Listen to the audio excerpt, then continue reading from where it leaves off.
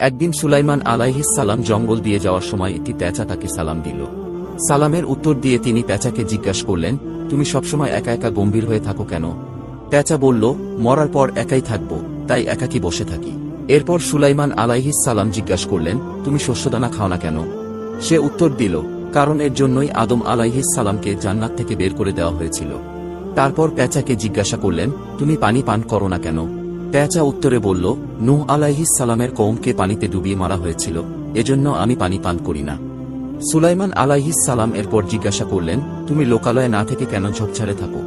পেঁচা বলল, এখান থেকে আমি বলতে থাকি কোথায় তারা যারা একদিন এখানে ছিল। তারপর পেঁচাকে জিজ্ঞাসা করলেন, তুমি দিনে বের না হয়ে রাতে বের হও কেন? পেঁচা বলল, দিনের বেলা মানুষ জুলুম নির্যাতন করে, তাই রাতে বের হই। সুলাইমান আলাইহিস সালাম বললেন, তুমি যখন ডাকাডাকি করো তখন কি বলো? পেঁচা উত্তরে বলল, আমি তখন বলি, হে মানুষ, আখেরাতের জন্য তৈরি হও।